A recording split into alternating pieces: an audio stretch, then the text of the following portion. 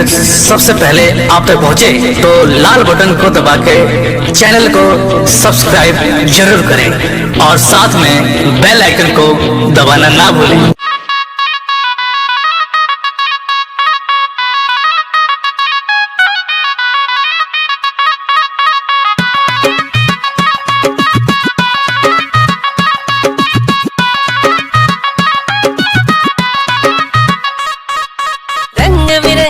होली में एक बात मेरी तो सुन लेना, मस्ती वाला भांग लगा के मस्ती वाला भांग लगा के सारा रा कर लेना।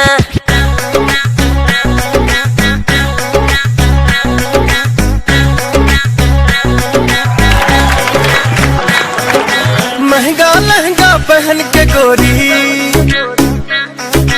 काला चश्मा लगा के गोरी, अरे महंगा लहंगा पहन के गोरी, काला चश्मा लगा के गोरी, भीगा के चोली गिराए बिजुरी, फागुन में रंग बरसा रही है,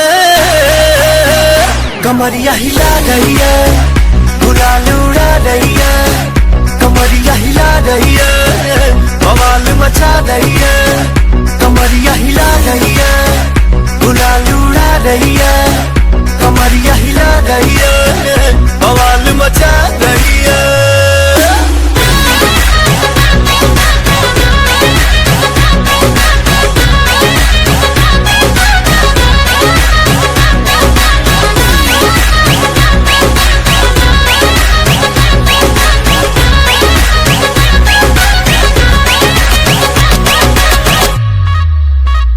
हाय पीछे पीछे मेरे आता है क्यों तू देसी मैं हूँ अंग्रेजी। लाल लिपस्टिक देख के तेरी हो गया सारा डिस्ट्रिक्ट क्रेजी, हो गया सारा डिस्ट्रिक्ट क्रेजी। डांस फ्लोर पे आग लगा दो, सब कहते हैं स्वैग दिखा रही है,